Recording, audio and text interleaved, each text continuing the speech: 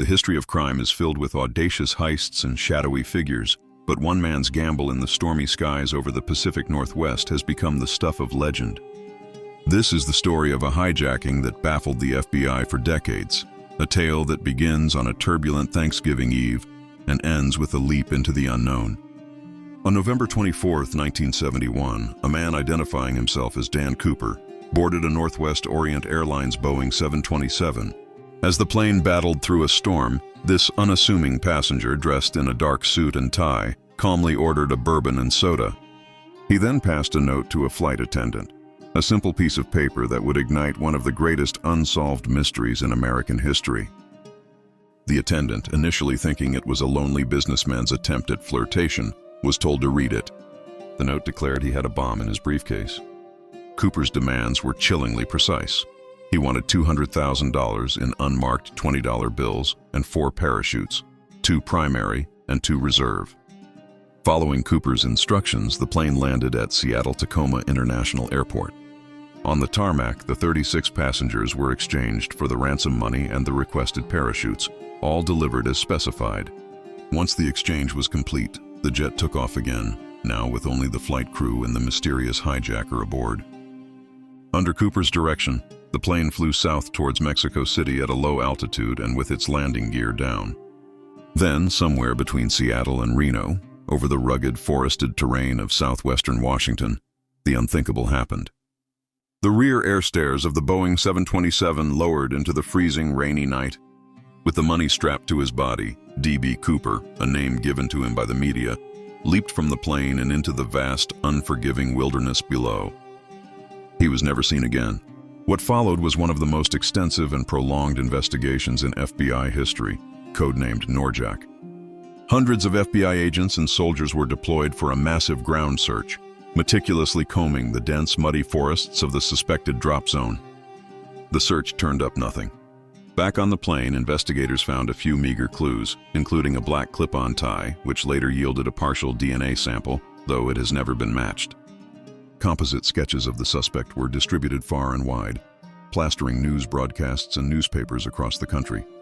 Yet, despite thousands of interviews and leads pursued over the years, the case grew colder, and D.B. Cooper remained a ghost.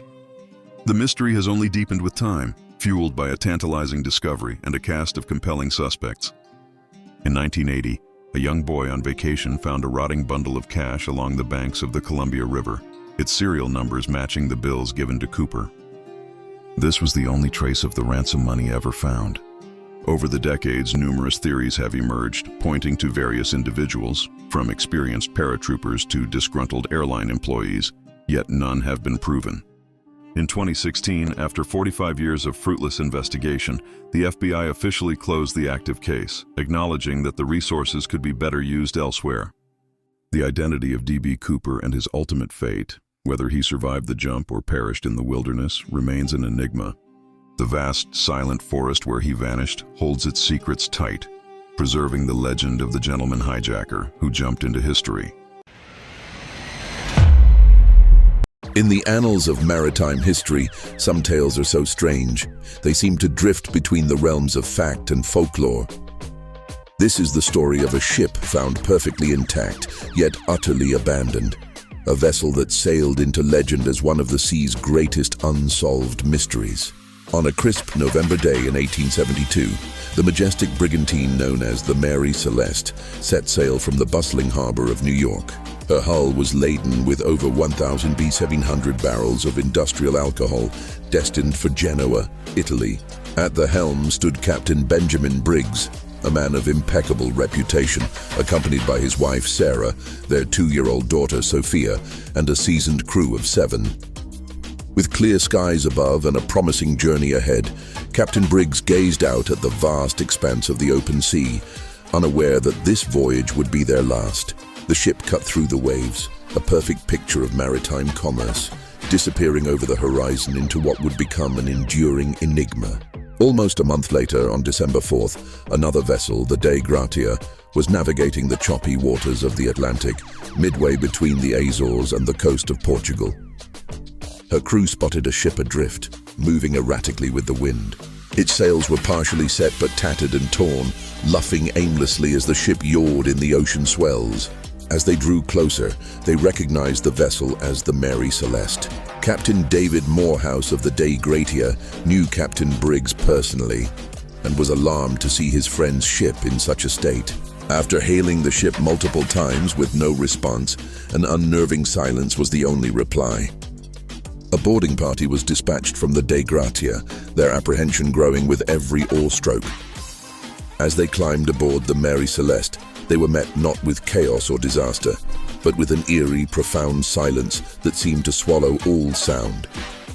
The ghost ship was completely, inexplicably deserted. The mystery deepened as the boarding party conducted their search. The ship was remarkably seaworthy and in near-perfect condition. Below deck, the cargo of industrial alcohol was almost entirely untouched, confounding any theory of mutiny for profit. In the crew's quarters, personal belongings, including money and valuables, remained neatly stored in sea chests. The galley was stocked with a 6-month supply of food and water, more than enough to sustain the crew. In the captain's cabin, his wife's sewing machine had a piece of unfinished work still in place, and a child's toys lay scattered as if recently played with. Yet troubling signs were present. The ship's single lifeboat was missing, suggesting an orderly evacuation. More disturbingly, the ship's chronometer and sextant were gone, and the entire crew, 10 souls in total, had vanished without a trace, leaving behind a perfectly sound vessel in the middle of the ocean. Theories have swirled for over a century, attempting to explain the crew's disappearance.